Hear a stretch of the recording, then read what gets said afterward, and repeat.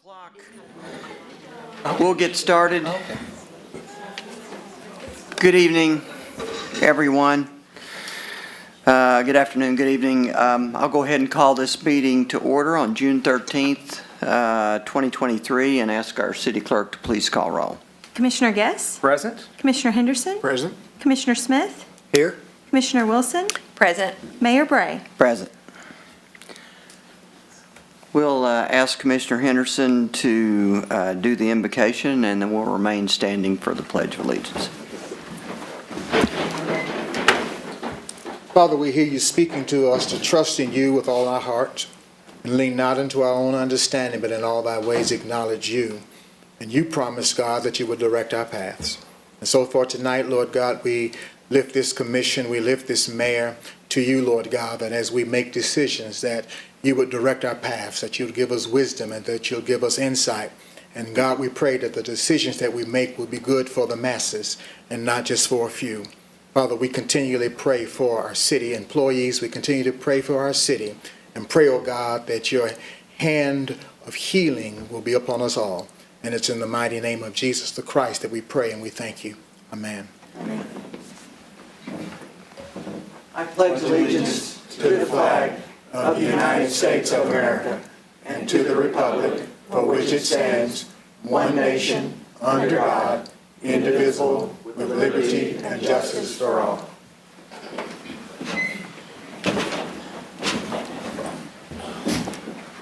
Okay, kicking off, we have some new employee introductions, and we'll start off with Amy Clark. Good evening, Mayor, Commissioners, City Manager, City Clerk. Tonight, I want to introduce you to the newest member of the Parks and Recreation team, John Willoughby. He is joining us as the Park Maintenance Supervisor. John is originally from Murray. He moved to Martin, Tennessee, where he attended high school at Westview High School and then the University of Tennessee at Martin. He has 26 years in parks and maintenance, various experience, different roles with the state of Tennessee and Mississippi, working in both city government and for state parks. He served in roles such as the PGA golf professional, golf course manager, and superintendent. He also served as the park superintendent and athletic director. He moved back in 2017 to be closer to family, and he joined us officially June 1st, and we have probably worn him out so far. This is a very busy time of year for us, as you know. And so do you want to say any words? I just want to thank you guys for the opportunity, and I'm excited. Yeah. Glad to have you. Glad to have you. Thank you. We're excited to have you as well. Parks and Rec is, a really important function of the city. That's where we interface with our citizens, probably more than any single place. And Yes, so sir. everything we do in Parks and Rec is very important. So Yes, sir. welcome aboard. Thank you. Thank you guys for the opportunity. Thank you. And Nick Hutchison will introduce a new employee who's not so new. Yes, good evening, Mayor, Commission, City Manager, City Clerk. Palmer joined the organization back in January. He attended Tillman High School and attended the University of Louisville as a Governor Scholar. And then prior to joining the City of Paducah, he was the General Manager of Symphony Supply here in Paducah. He's also done some volunteer work with AmeriCorps and did some STEM courses in Colorado Springs. So we're really excited to have him on board. He is working on HARC, Southside, bike ped planning, trying to get him exposed as much as possible. So we're really excited to have him join the team, and welcome. Yes, thank you all very much. Yeah, I've been working with Palmer some, so welcome aboard a little late, but keep up Well, the good thanks for work. having me tonight. I Yeah. appreciate it. Thank you.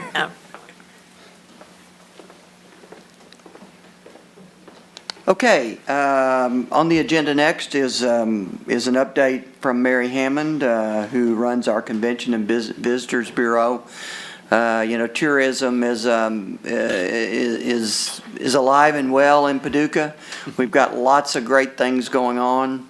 Sometimes it seems like it's our best kept secret from some of our citizens, but Mary, tell us how we're doing. Well, we're working on that. So thank you for having me tonight. I hope that we'll continue to do regular updates. Some of the things I'm talking about, are they really just 2 months old? They feel like a long time ago. I think I speak for all of us that work with the city. I've never worked so hard. This post-pandemic is good for business in all ways, and we love that.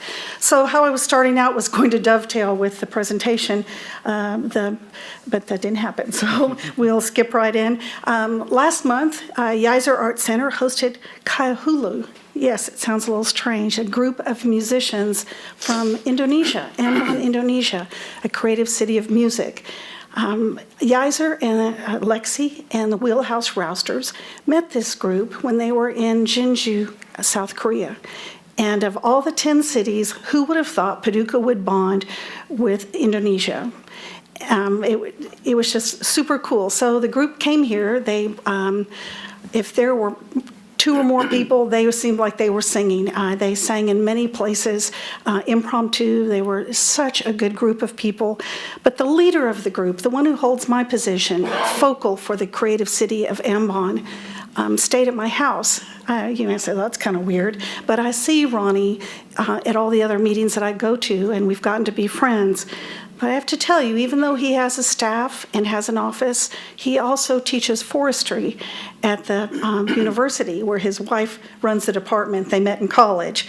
But he was very complimentary every day about our trees as we came through our community. And I have to say that because I know how we all love our trees and we're committed. But sometimes we don't see what others do, and I just had to share that. But with that, I'm pleased to report that our community is taking advantages of opportunities offered through UNESCO Creative Cities. I always say we open the door at the Visitors Bureau, but the community has marched right through and taken advantage of happenings. And I think you've met most everybody who's been to Paducah. I think you met Jaime from Manises, Spain. I think he was here. Sandro, the paper maker from Fabriano, but I don't think that you got to meet the group from Indonesia.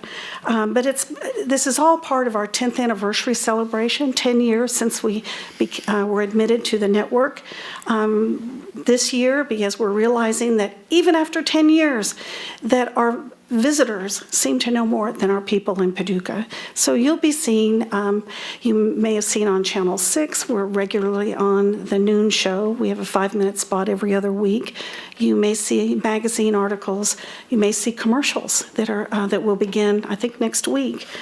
So we're trying to get out there. Hashtag MyPaducah is, we're urging everyone to take snapshots when you get out, post those with hashtag MyPaducah, and you just don't know where those may be used. But some other things that are happening in the coming months with the UNESCO 10th anniversary, Joy Cut was a band that came here first in 2014. And you may have heard me tell this story. I answered the phone at the office, and it was the mayor's office in Bologna, Italy. And they had a group going to Austin for South by Southwest. And it was named the group to watch that year in Austin. He said, they really want to start getting out and performing. Would you be interested in them coming into Paducah? And they sold out at Maiden Alley. And they came back like a year later, sold out again. So it's been since 2014, but they're going to be out at the Clemens Center in October as part of their season. I'm very proud of Todd Birdsong and his programming. I think he's done very diverse programming in bringing all kinds of music together, offerings for us here in Paducah. The other is a global youth chorus. In 2019, Paducah was invited to send young musicians to Incheon, Korea, to participate in a global youth orchestra.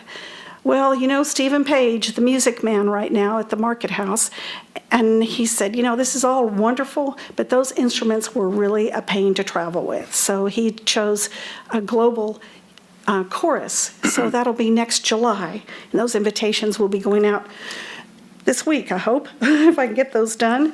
You may have seen in the news that the United States has plans to pay their back dues to UNESCO. In 2019, the U.S. stepped away because of issues with Palestine. There have been, the last few years have been spent in negotiations, and I'm glad for the U.S. to step up. UNESCO, United Nations Scientific, Education, and Cultural Organization, is full of groups, education, science, that are not political. So the decisions to pay the dues may be, but all of us who work within the UNESCO programs, and there are 100, are committed to working with one another. We do not receive funding from UNESCO. They don't give us any money. They give us a network, they have a staff, they have the setup, standards, reporting, the meetings to bring us together. And then it's like, what is it we always said? As you give, so shall you receive. And UNESCO's a little bit like that. What you put into it is what you're going to get out. Had problems with my printer, don't you know how that goes? Well, the first thing I saw Monday morning, and I was so glad to, was to see that Viking had actually printed, Viking River Cruises, printed their itineraries and their pricing and their offerings, and to see Paducah included on Viking. This is something we've had on our wish list for many years, and finally, as a former captain on the Delta Queen, American Queen, is running their services here in the United States, and came to meet with us and with the mayor and myself, and it was a wonderful meeting. If you look at the price of those tickets, you'll know we're going to really have to step up. It is. So one of the ways we're doing that is about 10 years ago, we had a company come in that helped us develop experiences. The best example is Miss Betty's character at the Hotel Metropolitan. Joe Veneto helped her. Now, he doesn't come to town and make a script or give you your program. He pulls it out of you, and you really create it, but he gives you that guidance on how to create your character. So when we started going over the opportunities that we have here in Paducah and the assets that we have, it was pretty incredible. So we're looking to build our experiences, and not just for Viking. We finally have re-entered the group tour marketplace, something we haven't done since pre-pandemic. And Amina, I thought I saw Amina. Has had a very good response to groups. People are ready to travel, so we're glad to have some new experiences. Not that this is official, but I have a board meeting Thursday, and we are always doing our board reports. And Lisa Houston was downstairs at Visitor Services, and she said, "Oh my goodness, our numbers are double for walk-ins than last year." Now that's very unofficial. But I am pleased to report that with some of we were able to get an ARPA grant for research, something we've never just had for Paducah. We get lumped into the Western Lakes and Rivers region. Well, the person on the lake a lot of times is a different demographic than what we see here in Paducah. Yes, there's overlap, but we also get a very specific traveler that likes the arts and culture that we offer here in Paducah, the authentic arts and culture. So we'll be getting some really detailed research about who's coming to Paducah. But we're also using some ARPA grants. We had to apply for what we wanted to do. It had to be brand new programs. So life goes on, but you have brand new programs. So we'll be doing some things like African American Heritage, the April 24th, 2024 eclipse, outdoor recreation, advertising to those snowbirds that we know come through here twice a year, social media, LGBTQ, but also participating in what they call multi-jurisdictional projects. And that you have a minimum of like 5 CVBs working together on different types of trails and projects. We've got things like a winery trail and a disc golf trail, a brewery, barbecue, America's Kentucky's Americana Triangle, and I've long talked about this. If you put the International Bluegrass Museum, the National Quilt Museum of the United States, and the Corvette Museum, is that Americana or what? That's sellable. Especially internationals really like that. But once again, you get down to what is authentic in this country, and we have that right here. So then there, of course, a culinary series, and we love that. Aren't we proud of Chef Sarah? And just wait for the future. There'll be more. You just wait. So we have larger than life, the flood wall murals, capital tours, things like We're Quilt City, Batter Capital in Hopkinsville, and one called Just Add Water. Imagine that. But business is good. Tourism is good. We have about 50 boat stops scheduled this year. Viking doesn't come till the second half of '24, so we have time to get ourselves together here. Like I said, the group tour market is good. We don't have a lot of luck with really big conventions, but the small meetings marketplace, they like us. And then of all things, we seem to be getting hunting dogs. Sorry, Pam. Getting things that you wouldn't think of that are finding. It's me. Oh, it's you. Yeah. I thought, what am I doing to this? Okay. So we're getting people who are calling us. We don't have to even get out there and sell like you might think. For some things, they're calling the office. So life is good. And anybody who says there's nothing to do around here, we need to have a good talking to them. So I want everybody to bookmark paducah.travel, and there's a calendar of events on there. I have 2 people that are doing every moment they can trying to populate this calendar, an intern and a full-time person. But we invested, it was a $10,000 program that harvests events.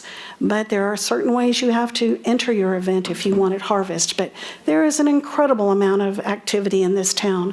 The quality of life is good. Activities are accessible, free, low cost compared to any city, and we all know that. So I hope that everyone will have a good summer. If you have family coming in or there's plenty of reunions happening, give us a call. We're ready to work with them, make them feel welcome to come home and visit. So thank you. Any questions? Thank you. Yeah, there might be a few questions. Okay. Any questions down this way? Would I be put on spot if I ask about the hotel occupancy rate? I know you can't Oh, give specifics, but I get is it high? I get it 2 ways. I get one that's the top half, and they're incredible. Those numbers are really good. When you take the whole, it's about 10 points less, and then they're still above average. It's not unusual for us to have, 70s, 80s, and a 90% occupancy. It's not unusual to have 4 nights of 80 in the mid-80s or upper 80s occupancy. We have good business. So those are all high? They're all high, yes, they're all high. Our lowest night is above average. Good. So business is good, yes. And you'll be glad to know, we were just talking, there is we've all struggled with Airbnbs. There's not a place to go and get a list. You can't go online and see a list of who there are. But one of Linda Miller's employees has an Airbnb, Andrea, and she's wanting to bring the group together so that they can work on what are your needs. Are you needing somebody to clean? I have somebody who's really good. Here's the checklist I use for my B&B. What do you use? What kind of insurance do you have? So a support group, but it will also expose us and to how we can help them and they can help us. So we're very excited about meeting all those people because they are, and Mayor, you're one of them, offering an experience that you're not getting in a hotel. And they are paying now, the hotel? Supposed to be Yeah, short answers, Airbnb by Kentucky law, as of January 1st, was to be collecting the transient room tax from all the Airbnbs. It's not the Airbnb's fault. It's on the company, and they have not fulfilled that. And they have a lobbyist in Frankfurt trying to change things. But the bottom line is it's Airbnb's responsibility. With the way that Airbnb is set up, the owners don't touch it, or they're not involved in that part. So So the answer is no. No, yeah, bottom line, that's But they're right. supposed to, there is a work toward that. They're But they have a supposed to be. lobbyist in Frankfurt working against it, and so therefore they just haven't started They doing just it. haven't paid. So if any of us didn't pay our taxes because we decided not to, someone would be after us. But it's, we can't blame our locals because it's not what they signed up for. So we do have some that are the larger bed and breakfast. You can think of them, the Belle Louise type, 1857, those larger ones that have multiple rooms that do report like a hotel would. Yeah, but anyway, we have good relations and hope to build more and get to meet those folks. So Mary, the number of boat visits this year versus last? You Last said- year was about 70, but it was one of those post-pandemic where the year before, was really good, and the beginning of last year was really good, and then occupancy started to slip a little bit. And there's a lot of new boats. I've not been on the one that was here yesterday. Do we have any idea what their occupancy rates are on those boats? Fowler shared with me that yesterday they were full. Okay, So early in the season, we really see that. okay. But we're excited about Viking. I mean, it's ups the ante here. So Yes. two other comments, Yes. on your working with this consultant to develop some experiences here, two of our favorite sons are Alvin Barkley Yes. and Irvin Cobb. Have we had that discussion about perhaps creating their personalities in the form of Yes. a? He had done that at one point for murals with, where the murals come to life. You maybe remember the Parks Department was active in that at one time and had some really good scripts. We're going back a ways. But that was one thing that he recommended, having these characters that was like step out of the flood wall and tell their story. So yes, we love our favorite sons, and I think we've got some coming along that will be renowned in the generations to come. It's pretty exciting. So, all right. Okay, any Anything other else? questions? Are we good? Good. All right, thanks very much for being Thank here, you. Mary. Thank you all. Really and appreciate the it. City of Paducah team is on top of it. We love our relationship with Main Street. We love our relationship with the Creative and Cultural Council. We met today, actually. It's good. Yeah, well, we're working hard to make it better. Well, today was a pretty good meeting. Good, great.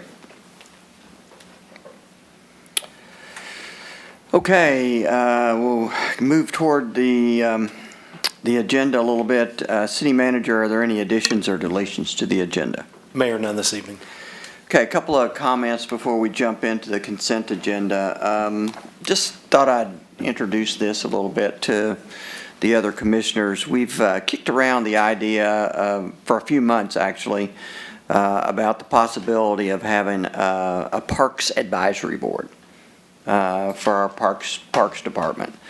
And it's something we've been, just kind of kicking around, talking about it. But we had a meeting earlier this week, City Manager, myself, and Amy.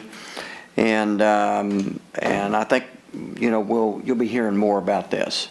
With the idea that we get a citizen board to populate. We got a lot of things going on in parks. Of course, we've got the sports complex that's going to be up and running in the next couple of years, and giving Amy and our Parks Department the opportunity to get feedback from the community, we think might be a really good idea. So I want to give everybody a heads up on that. And then we're still working hard on the riverfront. I think the commissioners have all seen this. We're at 60% design stage on the riverfront project, and we still got a long way to go. But we're at that point in the process where, in order to qualify for our grant, unless we ask for an extension, which I think is, is the way I understand it, could be doable, we really have to put a shovel in the ground April 1st. So we're on track to to really get that project going, and we should be finally I think we're talking about October. Any comments, City Manager? No, Mayor, you're correct. Under the the award on that, we do have an April 1st, and we're targeting going out to release the RFPs this fall with the hope to get negotiations and contracts signed early January so we can be ready to mobilize April 1st. So it's a very exciting project. I think a lot of people in the city and in the community really still don't understand the impact that project's going to have on the city, you know, in conjunction with the new hotel. It's going to be fantastic, so. Okay, we'll move on to the consent agenda. Items on the consent agenda are considered to be routine by the Board of Commissioners and will be enacted by one motion and one vote. There will be no separate discussion of these items unless a board member so requests, in which event that item will be removed from the consent agenda and considered separately. The city clerk will read the items recommended for approval unless any commissioner would like an item removed for a separate discussion. If not, I'll ask the city clerk to please read the items recommended for approval. Approve minutes for the May 23rd, 2023 Board of Commissioners meeting. Receive and file documents. Reappointment of Cheryl Chino and joint reappointment of Tom Paget to the Paducah County Convention Center Corporation. Said term shall expire June 30th, 2026. Reappointment of Simone Viren and John Durbin to the Paducah County Senior Citizens Board. Said term shall expire June 30th, 2026. Appointment of Gerald Watkins to the Board of Ethics to replace Gail Kaler, who resigned. Said term shall expire February 10th, 2025. Appointment of Eric Straub to the Paducah Junior College Board of Trustees to replace Mike Sims, whose term expired. Said term shall expire June 13th, 2029. Personnel actions, a municipal order adopting the schedule of fees for Oak Grove Cemetery and Mausoleum pursuant to Chapter 26 Cemeteries of the Code of Ordinances of the City of Paducah, Kentucky. A municipal order authorizing the finance director to pay Clean Earth Incorporated in an amount of $51,430.62 for the disposal of household hazardous waste and electronic waste collected during the City-County 2023 Cleanup Day. A municipal order accepting the proposal of Everard Kentucky Division Incorporated for the Fire Station Number 2 exterior repairs in the amount of $183,832 and authorizes the mayor to execute all documents related to same. A municipal order authorizing the mayor to execute a contract with 911 Fleet and Fire Equipment in the amount of $42,540 for the purchase of bailout kits and harnesses for the fire department. A municipal order declaring the real property located at 1201 Park Avenue to be surplus property, accepting the bid of Harriet Hamilton in the amount of $100 for purchase of said real property and authorizing the mayor to execute the deed and all documents related to same. A municipal order declaring the real property located at 1011 Oscar Cross Boulevard to be surplus property, accepting the bid of Paducah Alliance of Neighbors in the amount of $1 for purchase of said real property and authorizing the mayor to execute the deed and all documents related to same. So moved. Second. Call roll. Commissioner Guess? Aye. Commissioner Henderson? Aye. Commissioner Smith? Aye. Commissioner Wilson? Aye. Mayor Bray? Aye. Okay, we have two resolutions. The first one has to do with the city's journey to become, I don't know how to describe it, to become an official designated ethics city, which the Kentucky League of Cities helps us with. I'm not sure that's the exact description, but Lindsay, you want to help me with that? You want to describe what it is, really? Yeah, so KLC has a Certified City of Ethics program. There are currently 37 cities in Kentucky that have become Certified Cities of Ethics, and we would like to be number 38. What is involved includes a resolution, which is what's happening tonight. The commission adopts this resolution that adopts the 6 principles of an ethical city. We send that to KLC. They review that along with our current ethics ordinance that we have on the books. They make sure that that ordinance meets the minimum standards of KRS 65.003, which lays out what has to be in an ethics ordinance. They review that. We review that with our city attorney as well. And we decide on any amendments that need to take place or the city wants to see amended for that. We'll adopt that updated ordinance if any changes need to be made. And then KLC comes and does a training for city officials, the ethics board members, and also any employees that we want to have the training for. Typically, the cost of that runs between $500 to $1,500, depending on the number of trainings that are done. And then we achieve certification as a city of ethics, and then we have to do trainings once every 4 years to maintain that certification. So this is the first step in that process to adopt this resolution. There are 6 principles being adopted. This is the sample that KLC puts out there that they ask that every city adopt. And those 6 principles are: serve the public interests, not our own; fulfill the duties and responsibilities of holding public office; be ethical and professional; be fiscally responsible with city resources; and communicate effectively and respectively. So moved. That is what you wanted, right? In a second, I do. Yeah, Oh, okay, I'm sorry, okay. I'll Just- read just it in hold a on, minute. man. I'll do it again. Glad somebody else stuck their foot out there, you know. So how long will the process take? The hope is that we would have this done by October and be certified by October 1st. The major portion of the time goes into reviewing our current ethics ordinance. So we will work with our city attorney and KLC on that, and that'll take up the bulk of that time. Okay. Questions? I think it sounds like a good idea. I mean, I know we were wanting to look at that anyway, so timing's good to do that in conjunction with getting the certification, so. Absolutely. Okay, go ahead and read the resolution. I propose motion of the Board of Commissioners to adopt a resolution entitled, "A Resolution of the City of Paducah, Kentucky Establishing 6 Ethics Principles to Govern the Conduct of City Officials and Employees." Now I will make that motion. Second. Call roll. Commissioner Guess? Aye. Commissioner Henderson? Aye. Commissioner Smith? Aye. Commissioner Wilson? Aye. Mayor Bray? Aye. Okay, second resolution, City Manager? Yes, Mayor Commission, as you're aware, we participate in the Kentucky Community Development Block Grant Program. As part of that program, there is a requirement that the city adopt a resolution establishing that we'll abide by all program income requirements to receive those funds. Currently, we most recently have been awarded funds on behalf of the Senior Citizen Center. And this is just a part of that process, a statutory process where we have to say that any income that is derived from those funds in relationship to the construction of that, not post-construction or closeout, that those have to be used for the same project. We can't earn income off of basically federal funds and then go and use them how we want to. And so this is just a process that the resolution has to be adopted by this governing board, enabled to access those funds and continue to participate in that program.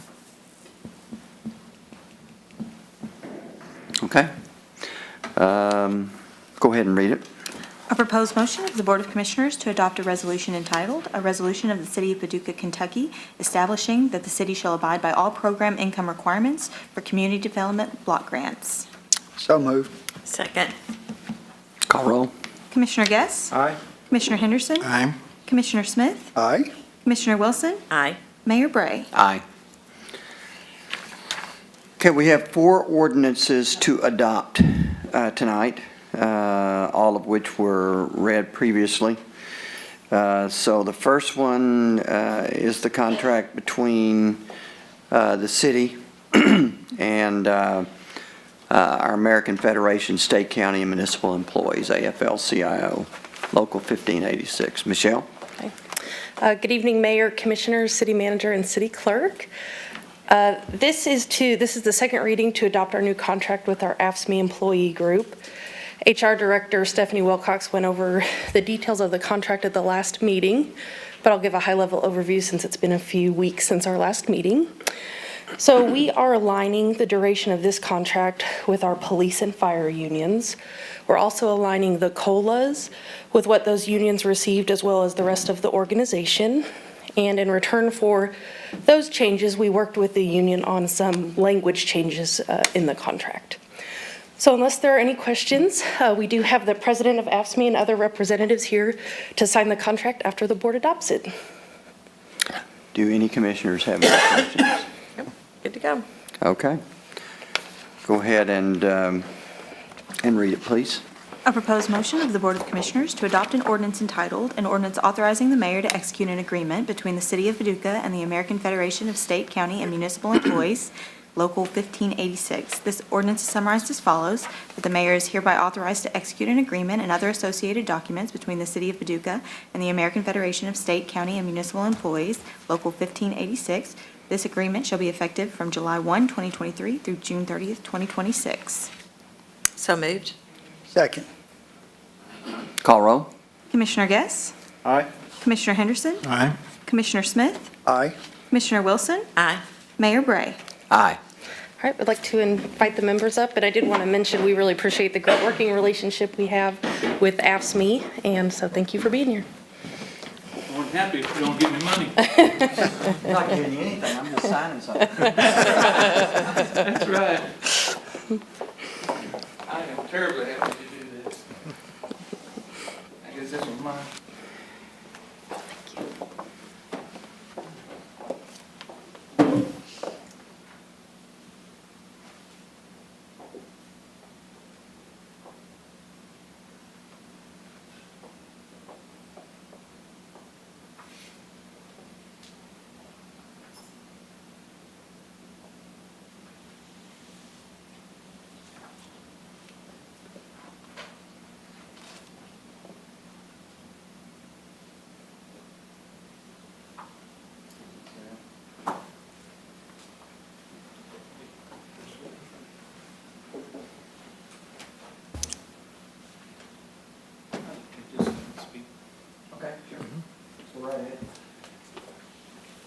Mayor, Commissioners, I'd like to thank you for having us here tonight to do this.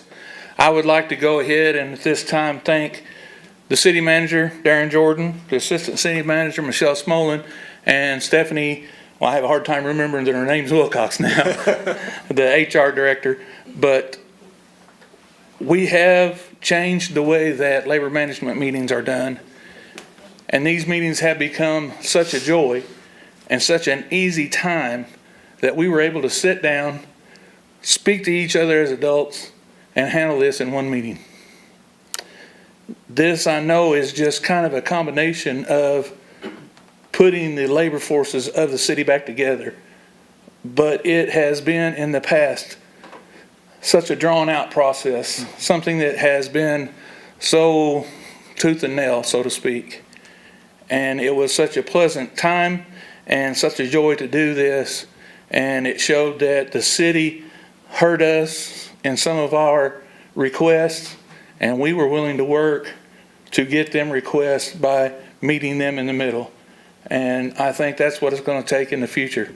Myself, I'm a long timer, and guys, I'm out of here before this one ends. I was going to be out before this one ended, but y'all pulled an early year on me.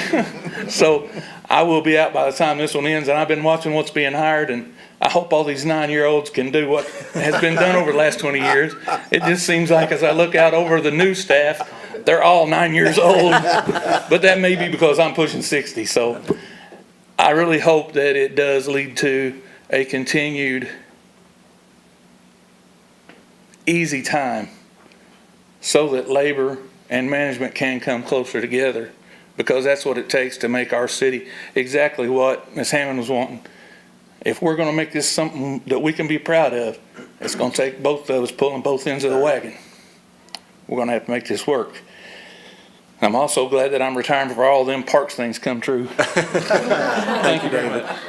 Thank you. I appreciate it. Ed, I would just like to say that we appreciate everything you guys do.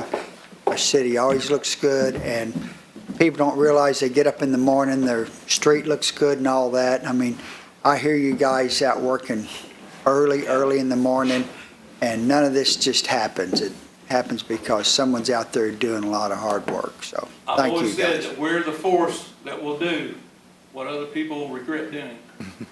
We'll take out your trash, we'll sweep your streets, That's right. we'll take care of your dog parks, but we're also a group of grown folks. Yeah. And I appreciate that we're being addressed as that now. Thank you. Appreciate it. Thank you. Thank you. Thank you all for being Thank here. you. Welcome.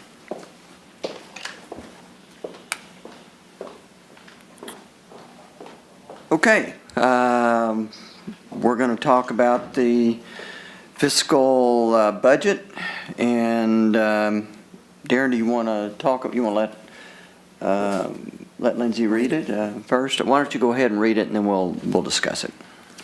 A proposed motion of the Board of Commissioners to adopt an ordinance entitled, an ordinance adopting the City of Paducah, Kentucky annual operating budget for the fiscal year July 1, 2023 through June 30th, 2024 by estimating revenues and resources and appropriating funds for the operation of city government.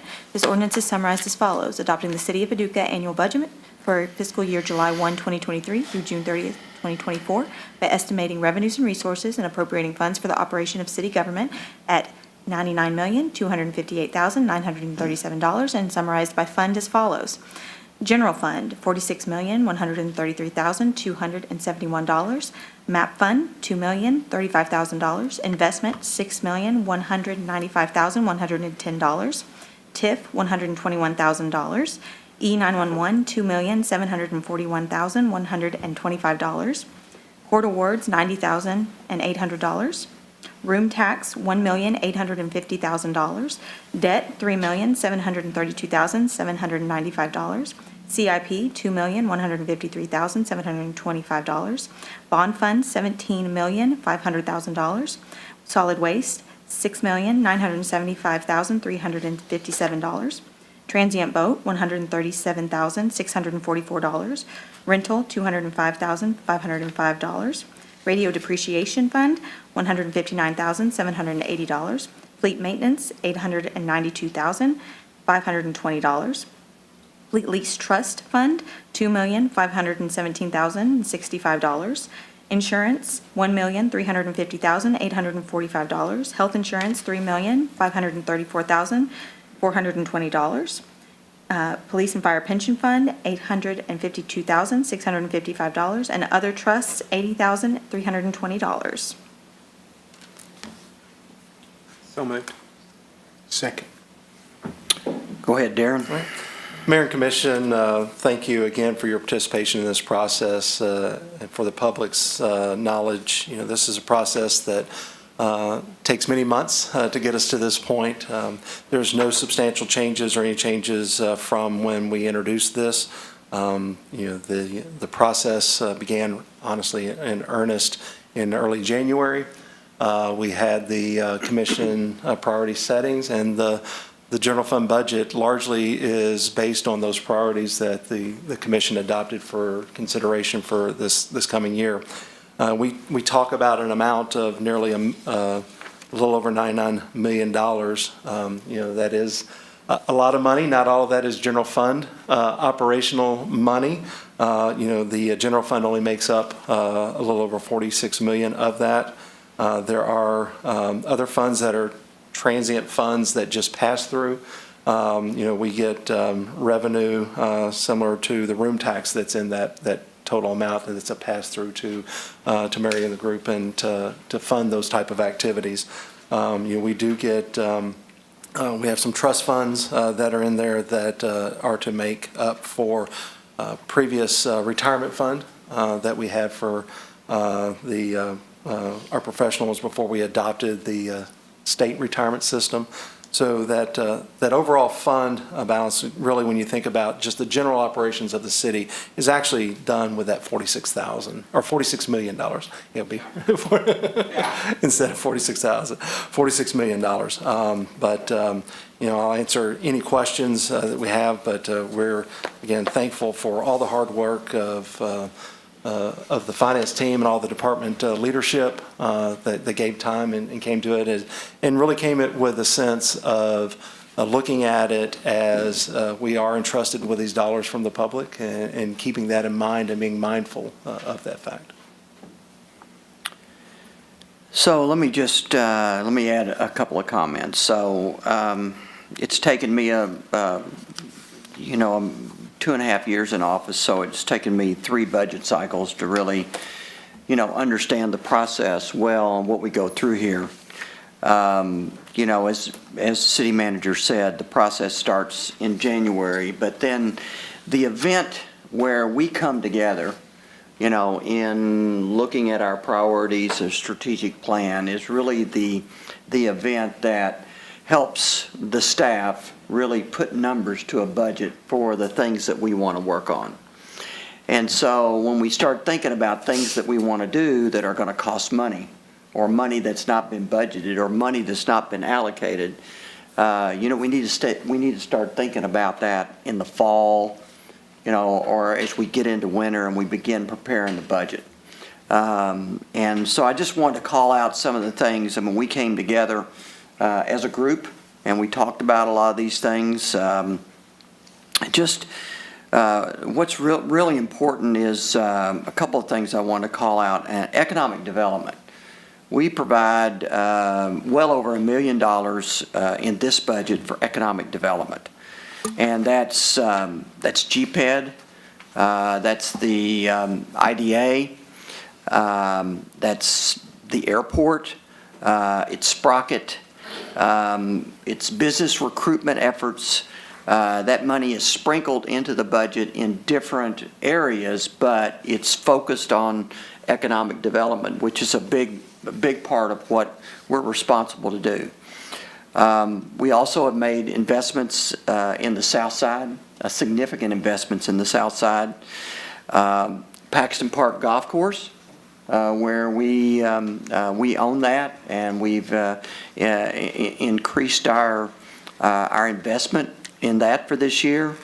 We've also we put money in for demolitions of blighted or abandoned property, which can become an issue. It's not the first line of defense, but when some place gets to the point where we need to make a decision, we've got money that's been allocated for that. Also, one of the things we hear a lot about, I think as a commission, at least I do as mayor, is roads and sidewalks. What are we doing on roads and sidewalks?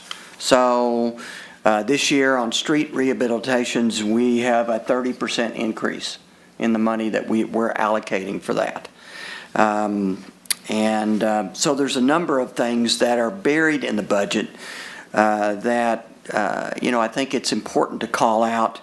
We've got lots of, as the city manager said 2 weeks ago, we've got, many great projects going on in the community, and the city's budgeting process is a very important process, for making this community, helping this community go forward. I just, like the city manager, I want to thank all the staff that work so hard. Is Audra here tonight? Or Audra and John back there. Okay. Audra and John, thank you guys and the staff for all the work. It's real. I've said this in previous years, but I'm really, really proud of how this city manages its budget. The diligence that we have and the discipline. I think it makes a huge amount of difference in our taxpayers, believing in the way we manage the budget. And so I thank you guys for that. So, anybody else have any comments? Okie dokie. So, have we moved in second? Okay. Mm-hmm. All right, call roll, please. Commissioner Guess? Aye. Commissioner Henderson? Aye. Commissioner Smith? Aye. Commissioner Wilson? Aye. Mayor Bray? Aye. Okay, we have an adoption of an ordinance for special events. I think I'd ask the city clerk to go ahead and read that. A proposed motion of the Board of Commissioners to adopt an ordinance entitled, an ordinance amending Chapter 98, Article 6, Special Events of the Code of Ordinances of the City of Paducah, Kentucky.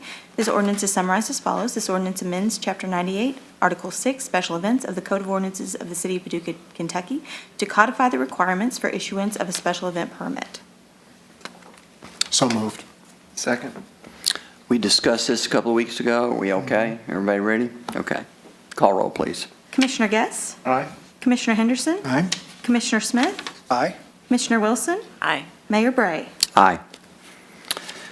So we're in the throes of repopulating our Human Rights Commission.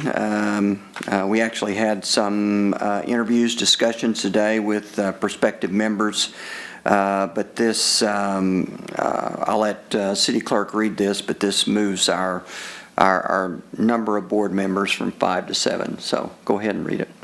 A proposed motion of the Board of Commissioners to adopt an ordinance entitled, an ordinance amending Chapter 58, Article 2, Human Rights Commission of the Code of Ordinances of the City of Paducah, Kentucky. This ordinance is summarized as follows. This ordinance amends the Human Rights Commission to increase the number of Human Rights Commissioners to 7. The initial appointments shall be staggered, with each member appointed thereafter serving for a term of 3 years. So moved. Second. Any questions or discussion on that? Commissioner Henderson, you have any thoughts after our? Well, I think, Mayor, we're well on our way to finding some really passionate people in terms of human rights. I think however we do it, we're going to come out on top. Okay. Yeah, it was a really good day. So please call roll. Commissioner Guess? Aye. Commissioner Henderson? Aye. Commissioner Smith? Aye. Commissioner Wilson? Aye. Mayor Bray? Aye.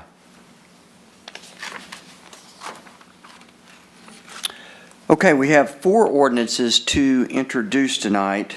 I'll let Lindsay, I'll let our city clerk read the first ordinance, and then you can talk about it. A proposed motion of the Board of Commissioners to introduce an ordinance entitled, an ordinance amending Chapter 2 of the Code of Ordinances of the City of Paducah, Kentucky. This ordinance is summarized as follows. This ordinance amends the Code of Ordinances of the City of Paducah, Kentucky, Sections 2-643 and 2-660, to increase the dollar threshold related to small purchase procedures from $30,000 to $40,000 in accordance with the recent changes to KRS 45A.385 related to the Kentucky Model Procurement Code. Further, this ordinance updates inconsistent language and removes obsolete provisions in Sections 2-487, 2-545, and 2-669. So moved. Second. So briefly, you want to just describe that? Yes, so the House Bill 522 passed legislation this season and goes into effect on July 1 of this year. Basically, what that does is move the dollar threshold from $30,000 to $40,000 for the amount that we have to go out for competitive bidding. So, for instance, if we have a bid that we believe is going to come in under that $40,000 mark, we now can do that with small purchase procedures under the city manager instead of going out to a formal closed bid. In addition to that, we have taken, since we were already touching this section of our code, we had a few things come back in our legal review that were obsolete provisions, old repealed KRS things that we needed to take out. So based on that legal review, we're also doing that at the same time. Okay. Questions? Pretty self-explanatory? Okay, I think you can call roll. We'll skip that tonight. Oh, I'm sorry. Yeah, that's right. We're introducing it. Okay, the second ordinance we're going to introduce has to do with our cemeteries. And we'll ask Amy to come up and talk about it briefly.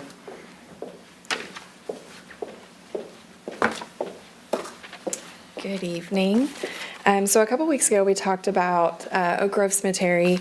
The existing ordinance is very bare bones, and so what we did with operations just over the last couple of years, we decided to marry what we typically do on a day-to-day basis with the ordinance as it fits.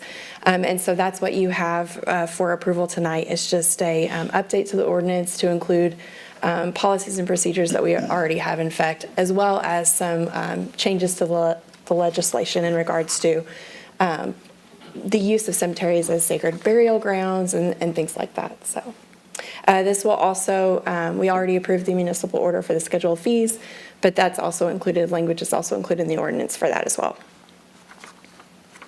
Yeah, we talked about this a couple weeks ago as well. We're just putting it in an ordinance. Yeah. So, I'm happy to take any questions, though, if you guys have any. do you anticipate any pushback? I don't. The changes are stuff that we already do, and so it's really not going to have a huge impact on the community. Yeah. Okay. All right. Thank you. Okay. Thank you, Amy. You can read it. That's it. Go ahead and read it, Lindsay.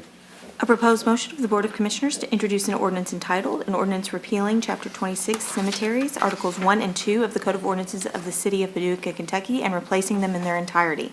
This ordinance is summarized as follows. This ordinance repeals and replaces Chapter 26 Cemeteries in its entirety in order to align with state statutes for municipally owned and operated cemeteries and to make needed updates related to the City of Paducah operations and procedures. Sections 26-5 and 26-6 shall be published in their entirety in accordance with KRS 83A.060. So moved. Second.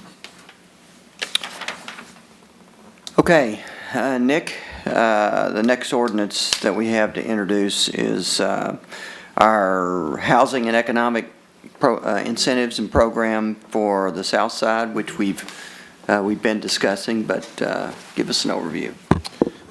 Yes.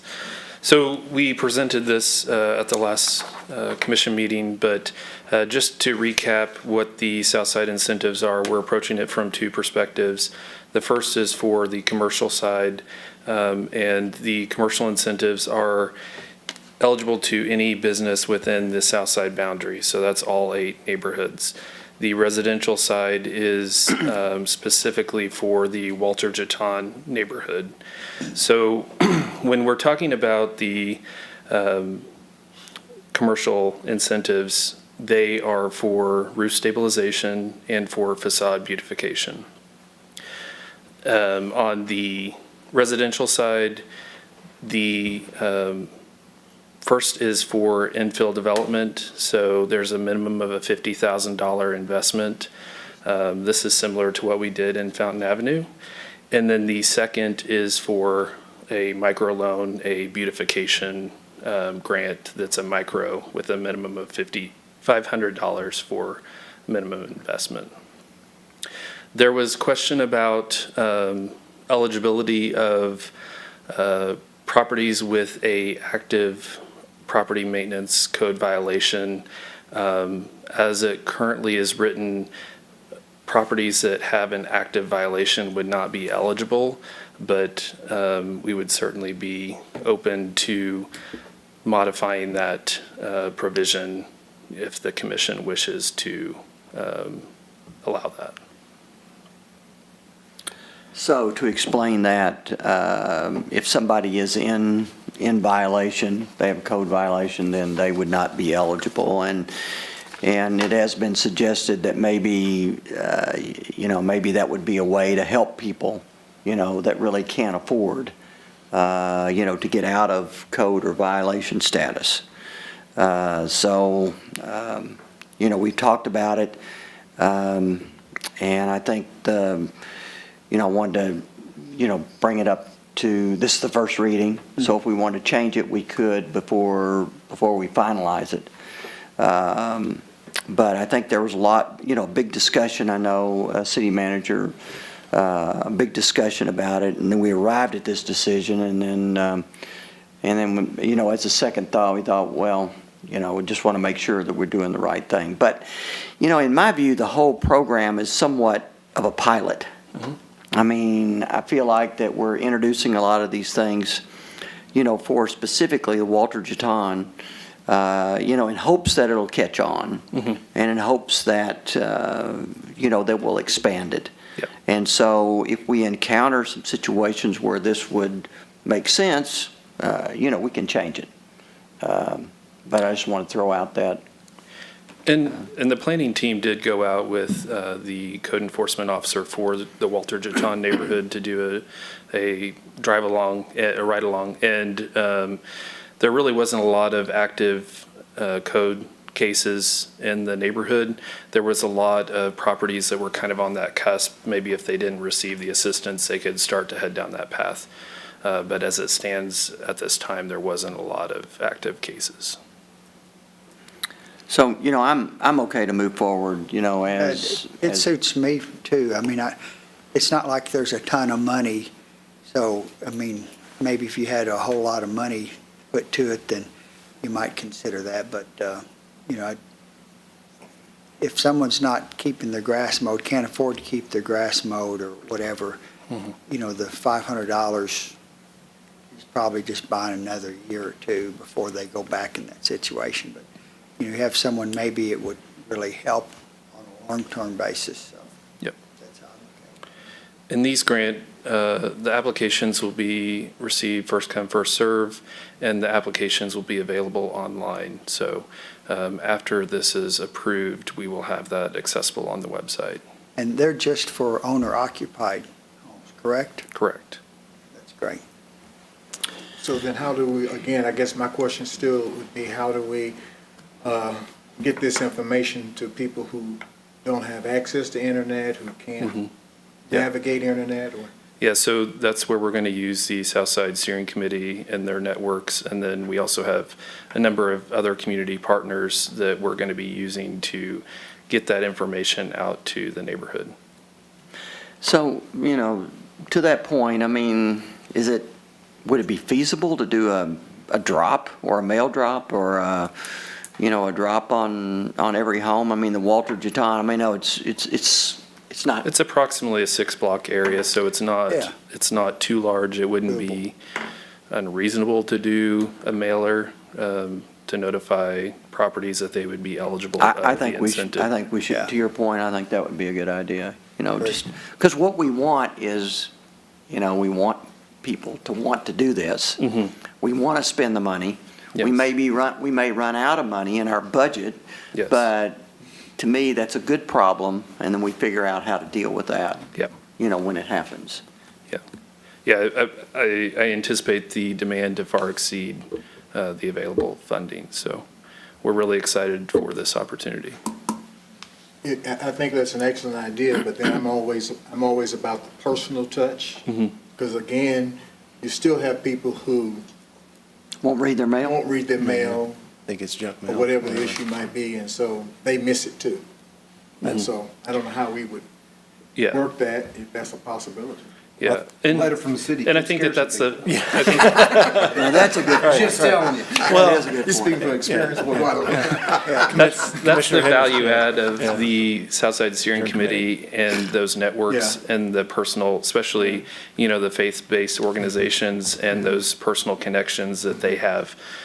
So I am confident that between that network, everybody on that network, Yeah. we will have a pretty good reach. If you had to do a door-to-door, or just a door hanger, then it's Yeah, not something, a mail piece. Absolutely. They couldn't miss that, and if they do, I don't know what else you could do.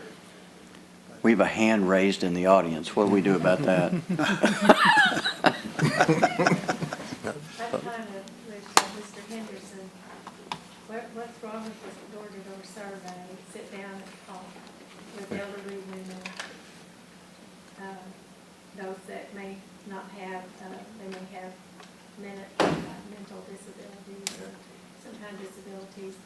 But just, people need to know that they're cared about, and that'd be a good opportunity. A 6-block area. Mhm.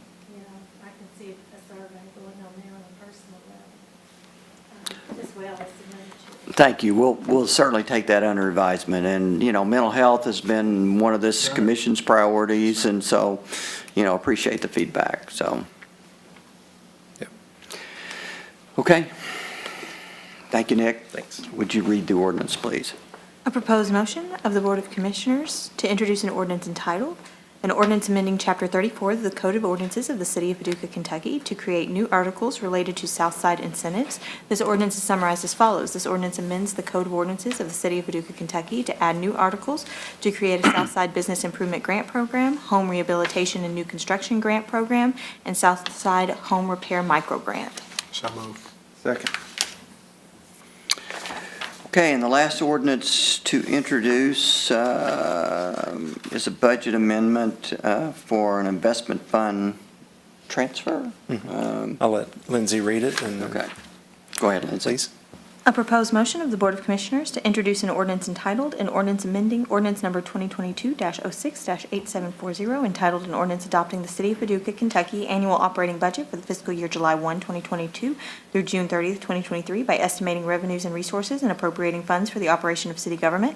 This ordinance is summarized as follows. The annual budget for the fiscal year beginning July 1, 2022 and ending June 30th, 2023, as adopted by ordinance number 2022-06-8740, is amended by the following reappropriation. Move $650,000 from fund balance reserves to city improvement project PF0079.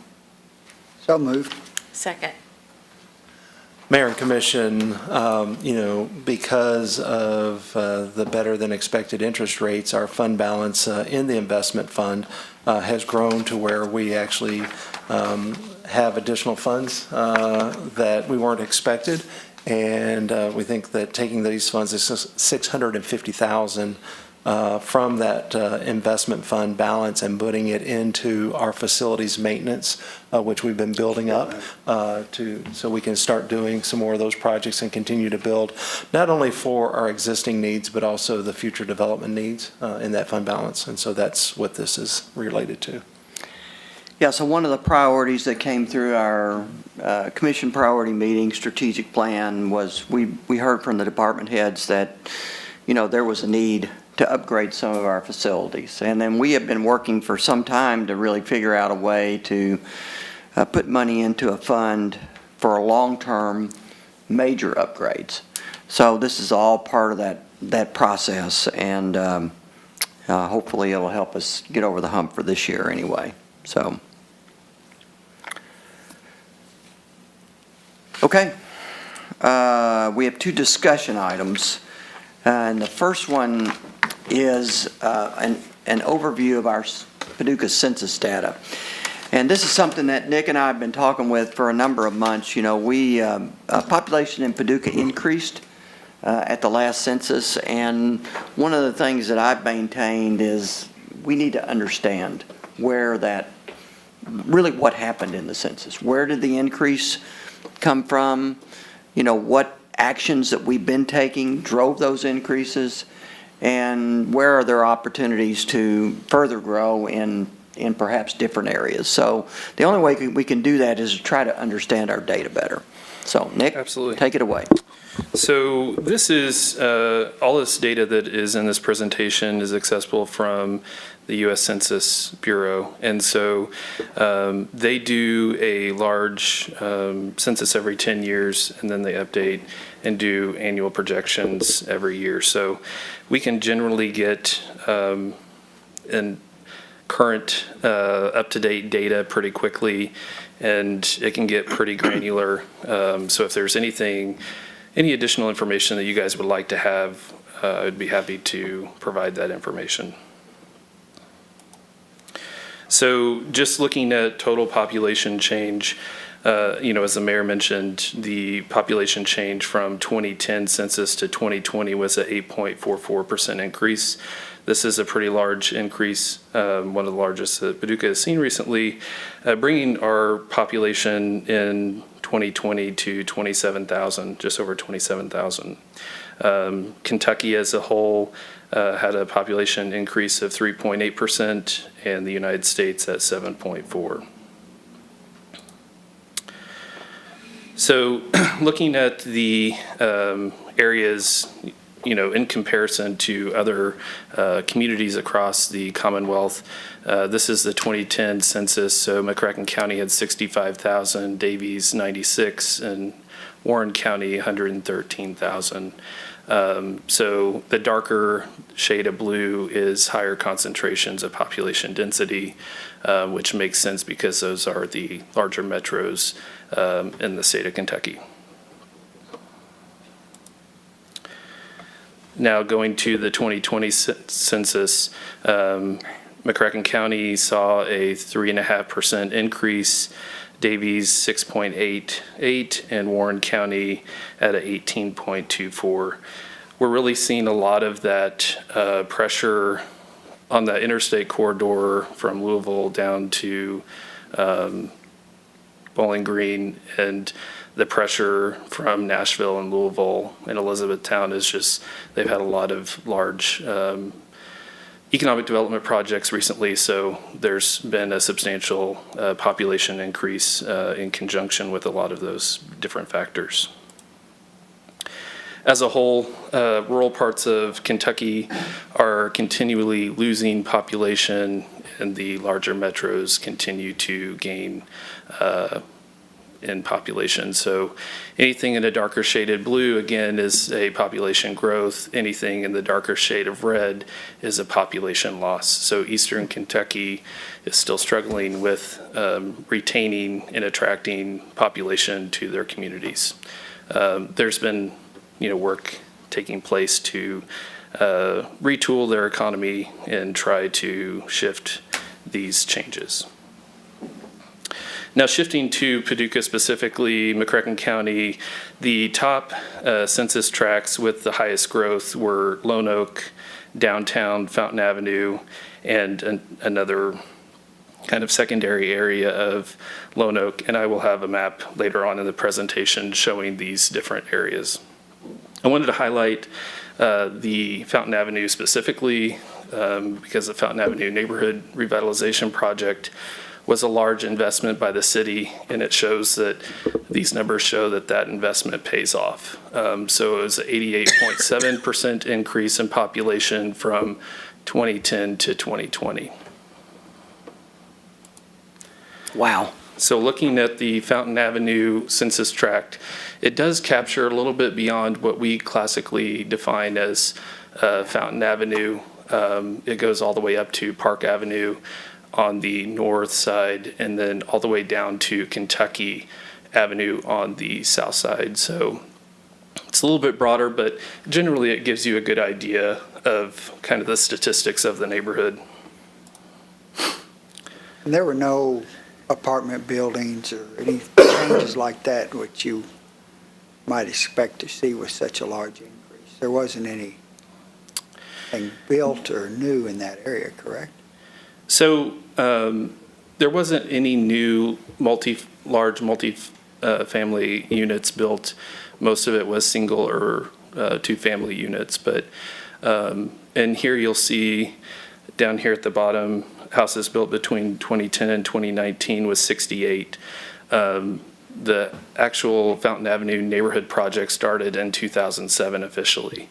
But given this data, you can see the shifts from, in the median values of the properties and increase in housing cost.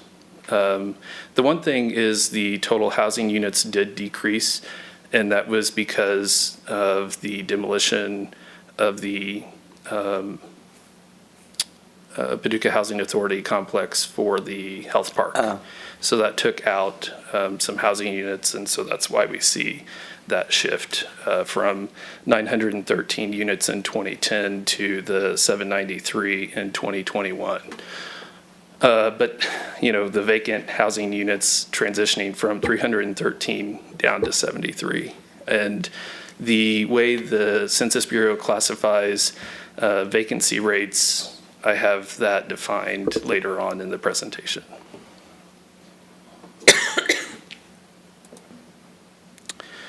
The census tracts with population loss are Southside, Northside, and Elmdale, Paxton Golf Course census tracts, with the most significant being Northside. So this just gives you a overall summary of kind of where the population gains and population losses were for Paducah in the 2020 census. So the green obviously is the population growth. Orange is kind of a middle, not as much of a population growth, but still on that plus side trajectory. And then the red is population loss.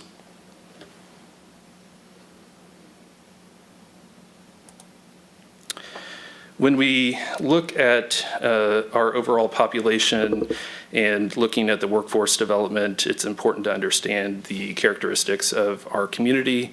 And so these population pyramids are a good indicator of kind of your overall community health and I guess your growth. So what this pyramid is saying is that there is stability in Paducah's population, meaning that people are still having kids, replenishing, and it's not necessarily an exponential growth in any of the specific areas. So, you can see the boomer generation and their kids would be in the millennials, and the millennials, you can tell how many kids they're having at the bottom side of that pyramid. So our population workforce is based on individuals the age of 15 up to 65. So we still have a relatively large and stable workforce in Paducah. Can I ask, so the blue on the left-hand side of that is what? That is indicating males, Okay. and then the yellow is females. So it's also saying that females live longer than males in Paducah. Yeah. But this also is, so this is just what it shows in 2020, not 2010, right? I mean, it's a. Correct. It's Yeah, this just is a where we are, snapshot, a point in snapshot time. of where we are today. Yep. So looking at the total number of housing units in Paducah, we've seen a 0.14% increase since 2010, bringing our total number of housing units in 2022 to 13,261.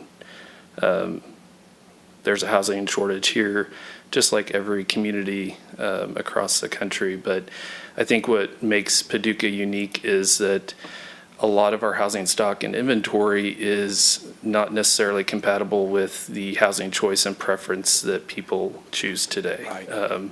A lot of the housing stock is about 70 years old. I believe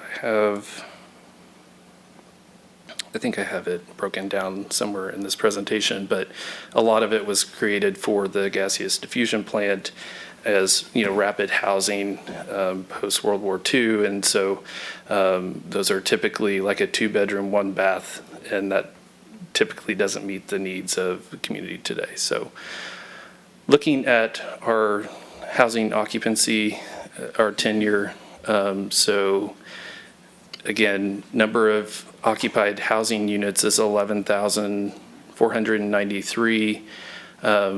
Our owner rate is 6,031, which is 52.5%. Renter occupancy is 5,462, 47.5%. Again, the projection,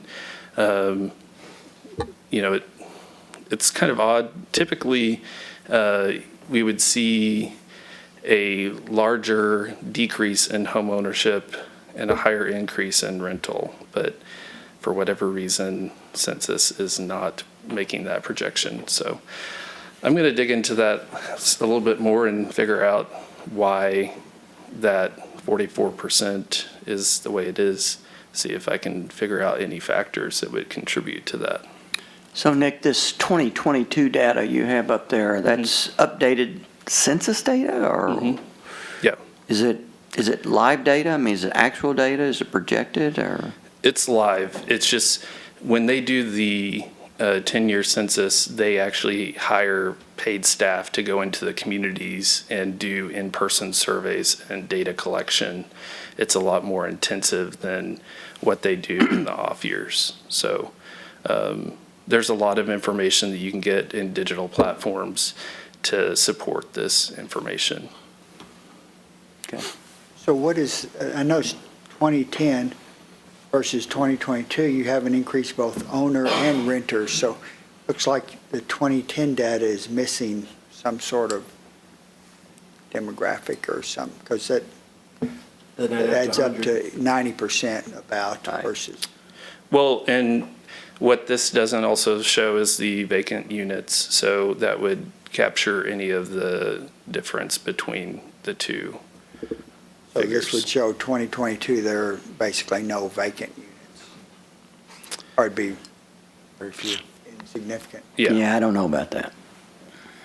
I would be happy to send the actual data sets from census, the actual reports that specify all of this. How many census tracts does Paducah have? There are, I think it's like 12 to 14 census tracts.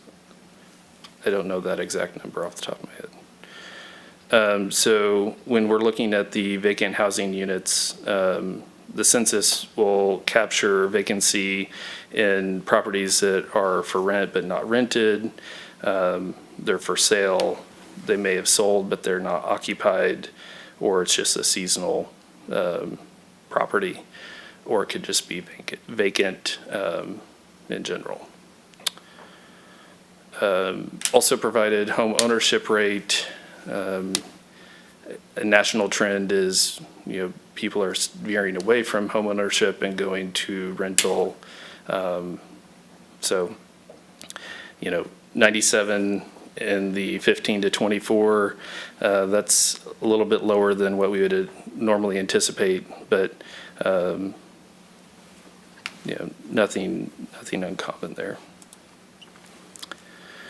This is an overall snapshot of the median value of occupied housing units, 2010 to 2020. Again, you'll see a large number, a pretty big spread of, home values. Our median value is 148,000, and the average value is 211,000. Because of, our top employers and the jobs associated with that, we do see a large number of high-value properties, which is pretty uncommon. But again, having two regional healthcare systems and gaseous diffusion and, the barge industry, that supports those numbers.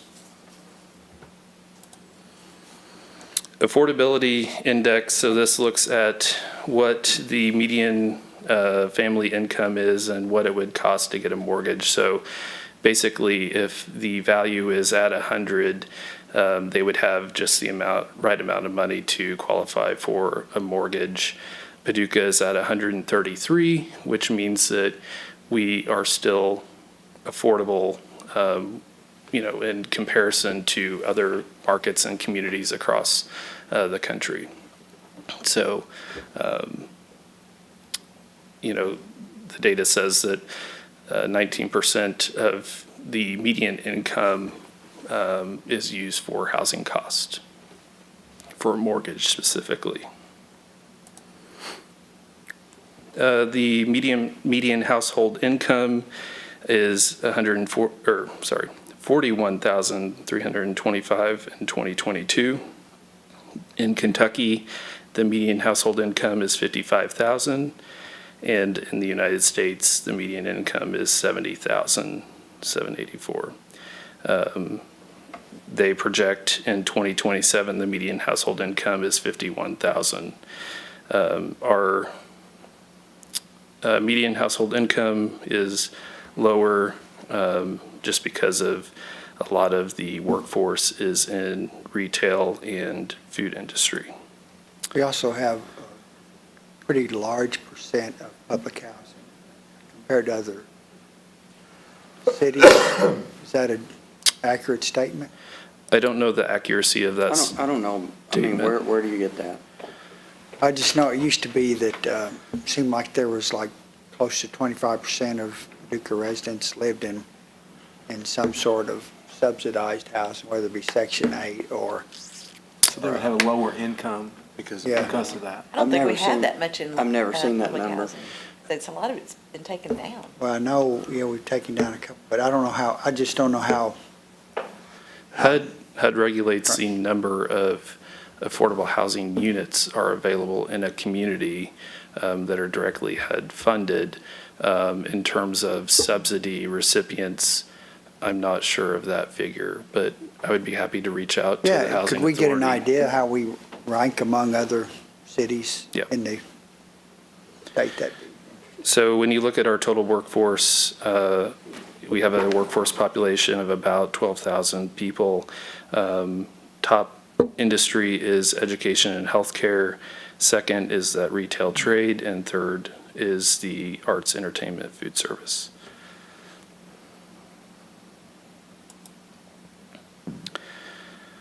So the population 15 years and over is about 21,752. So we have 57.2% in the labor force, 42.8% not in the labor force. Unemployment rate in 2021 is 4.1%. I would anticipate that number to be lower today, just due to changes in the workforce conditions. And then the work from home in 2021 was reported at 5.2%. So again, if you have any questions, if there's anything that you would like to have, additional information you'd like to have, I'd be happy to provide that. Mary had mentioned Airbnbs. Based off of the data, there's approximately 157 units, Airbnb units in Paducah, with about a 60% occupancy rate. Really interesting. Great, thanks, Nick. We appreciate it, and I would encourage you, if we get updates, and I think this is really important data for the commission to understand, and as we make decisions, kind of what's happening with our population. So, yeah, and we'll continue to have these conversations as we go through the comprehensive planning process. This data will be at the forefront of kind of all those decision-making steps that we have going forward. So. Nick, there was that one slide that had millennials and all of that, so it's hard to read. But is there any data to show where that 2,000 in growth came from? Was it any certain age group leading more than the others?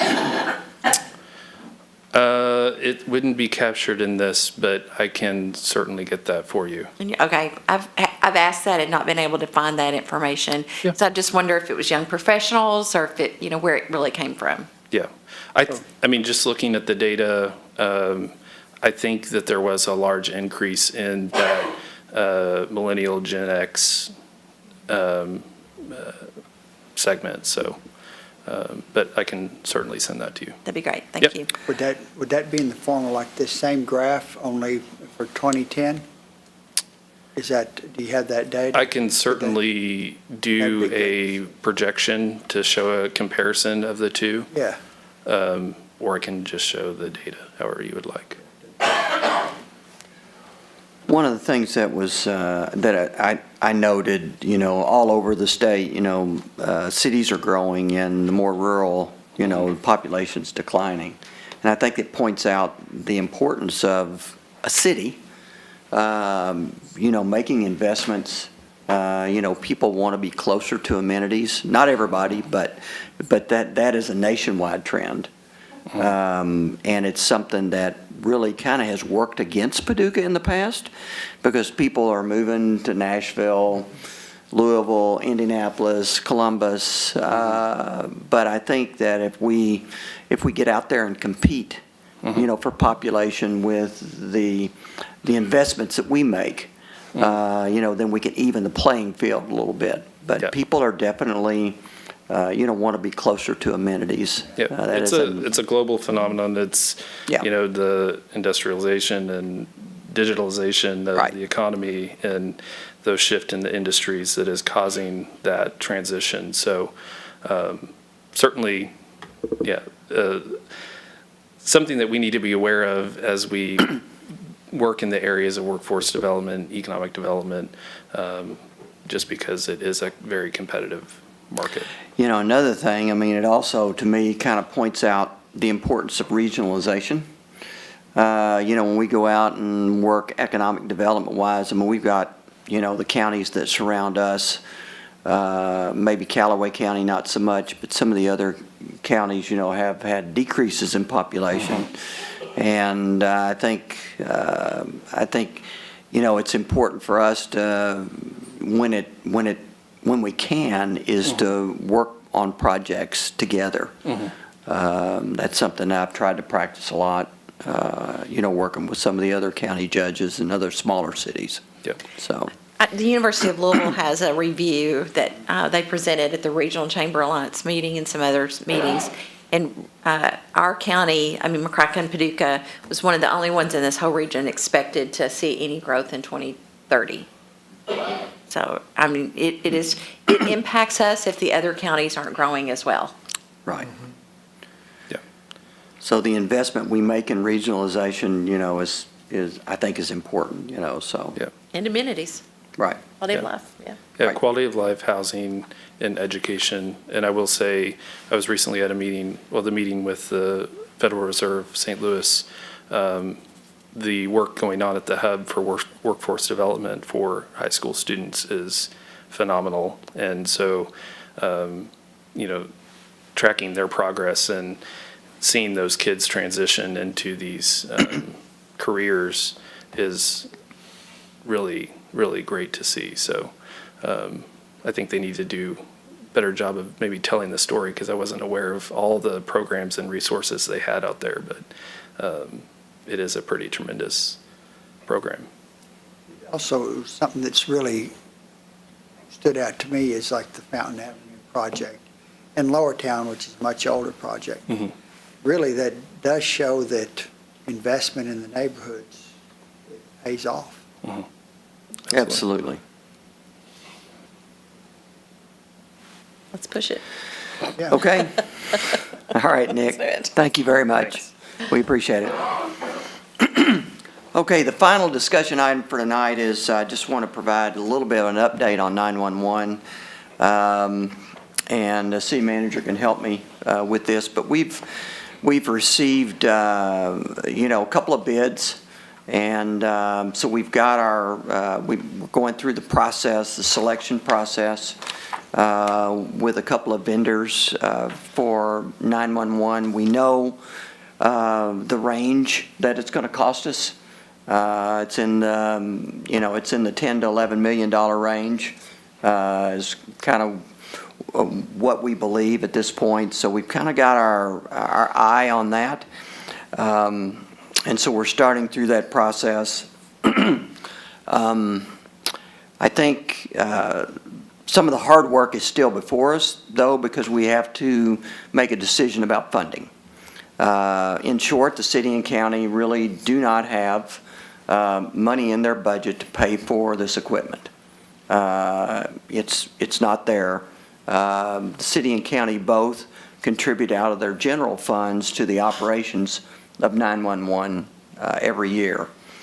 So in order to fund the purchase of new equipment, which most likely would be in the form of a bond, we have to figure out where to get the funding.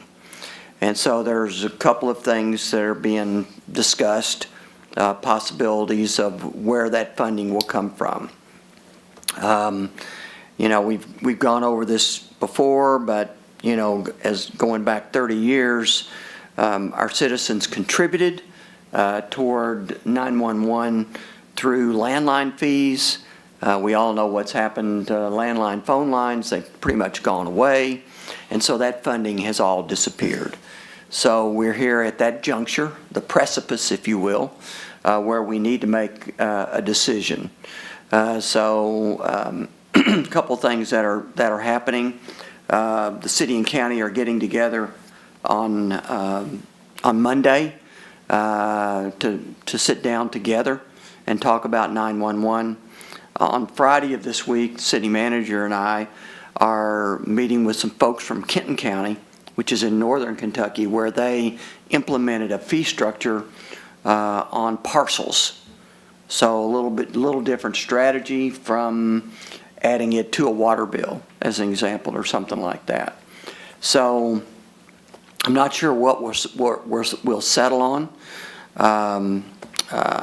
but we're at that point where we have to move forward and make these decisions. So it's something that I've asked the city manager really to put on our agenda in one form or fashion pretty much every couple of weeks, so we can provide the input for the community. I'd like to see the county do that as well, but I just think it's time for us to move on. We've got the bids in front of us, and so from the city standpoint, we want to push and work with the county to get this done as quickly as possible. So we're, a year and a half into the process, we got to move on. So anything to add, City Manager?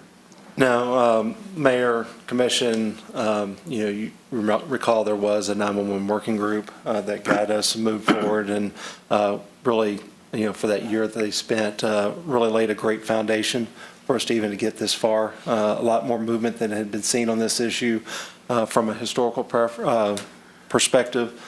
So really, want to thank all of those individuals that served in that capacity. From there, there was a smaller working group that was made up of representatives from the county and the Deputy Judge Executive, Steve Doolittle, the sheriff, the emergency management, and a representative of the volunteer fire departments.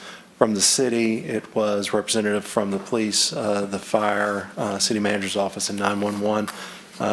And then we worked with the consultant, federal engineering, to review those two proposals, and we're in the process of doing that assessment for that. And then we'll be having interviews with those two companies to flesh that back out. Our intention is to be able to get that done in the next 2 to 3 weeks in relationship for that. I know with the help of the city clerk, we're working on scheduling and getting some information together from that aspect. But Mayor, as you rightfully point out, city and the county are both funding the operations, a shortfall in operations. Combined, it's roughly about a $2 million shortfall in the upcoming budget between the two entities. And that's just operations. That does not include the cost associated with the urgent need of updating the equipment in 911 and that process. And so that will be the next step after making the working group making a recommendation back to both bodies of what they see, but also the other part of that process is, what does that look like? What does that partnership look like going forward? And so that'll be another decision that both bodies will have to come to an agreement on. I guess my point is, there's, we've got the bids in, we've got to make the selection, we've got to go through the process. But we can work on another stream in parallel to that, and that's moving us forward to make decisions on how to pay for it. So that's where we are. Okay, with that, we'll move to comments. Any comments from commissioners?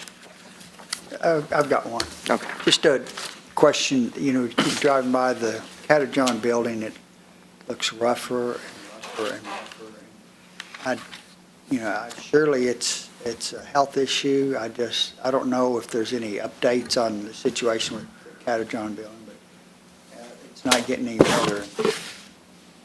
We've met with legal and inspection, the mayor and I, several, and our other team members several weeks ago. We have begun the process of the foreclosure. There are certain legal steps that have to go through that we can't just jump over to demolition. While as bad as it continues to look and it continues to deteriorate, and right now to move to solely 100% demolition, we would have to make a finding that it was an imminent danger of collapsing or causing harm to the public. And we monitor that. Greg Cherry and the team in inspection monitor that on a regular basis. But that's where the process is right now, is moving through the foreclosure process. What would be the timetable? I know you don't have a crystal ball, but Yeah. just curious. Well, we've begun the process. It's laid out. It has to go through several iterations. It's not, sadly, under the Commonwealth, the foreclosure process is pretty laborious, just to make sure that we don't find ourselves in some legal jeopardy through that. I don't know, from a time frame to sit here and say that will occur within 6 months or whatever, but it is, we're just working through the process on a legal basis. Is foreclosure, that is, I guess, to collect the liens against the... To be able to acquire it legally, we did make an offer for them to donate the property to the city if we're going to end up having to tear it down. It speeds up the process a lot quicker than having to go through the foreclosure. The owners and then also one party that had actually made a loan to the individuals on that declined to answer that request. So that forces us to go through the legal process, which is elongated. Yeah. But Which is great. I want to make sure get this is a going. true statement. So Darren, from a legal perspective, we are moving forward as fast as we possibly can. That is Okay. correct. And we continue to monitor to ensure that as it does continue to fall into disrepair, that as soon, if in that process, that we have the legal opportunity and also responsibility to protect the public, Commissioner, to your point, that we can make those decisions, as expeditious as possible. When you mentioned imminent danger, it reminded me, there's that building across from the Quilt Museum on Jefferson that has had some rope around it where I guess some bricks had fallen off. Yeah, the top parapet had fallen, and Nick, you have a little bit more information on that. I know that there was Is that the old Rubel Dry Goods building? It's Old multiple. furniture store Furniture right store. in It's like there. 3 properties back together right across from the Quilt Museum, right there on the corner. Mayor, you and I met with the developers a while back. Yeah, that's a couple Rubel of Dry individuals. Goods. Yeah, that. Right Black there, Pearl. that one. Black Pearl, Yeah. I mean, Yeah, they own it. That's a great. they own a building over in Murray. Correct. Yeah. So during the last windstorm, there was some terracotta caps on that parapet wall that had blown over onto the sidewalk and broke. Since then, they have made those repairs, cleaned up the sidewalk, and it is open. So we would, we're continuing to be engaged with that developer. We met, it was probably December of '22 that we met with him, and they were pretty eager to get that project started. We haven't had a lot of, Interest rates probably have something to do with it, I suspect. yeah. So much prime property Yeah. around there. That's a prime property for development. Yeah. In spite of interest rates, I mean, we've got a lot of great development going on around here, so. Okay, comments, Commissioner? Okay, I'll Wait, entertain. Mayor, if you wouldn't mind just. Oh, sorry. No, that's fine. I just want to remind the public that Monday is a holiday, Juneteenth holiday celebrated by the city, and want to encourage the public that if you're not doing anything on Monday night at the Carson Center, there will be a Juneteenth celebration beginning, I believe, at 5:30. Correct. And on that, and so, invite the public to join. City is one of the co-sponsors of that event, and so I want to encourage everybody, if you're available, to come out and enjoy that, but also just recognize that City Hall will be closed on Monday. We had last year about 200 people there. The program is fantastic. Yeah.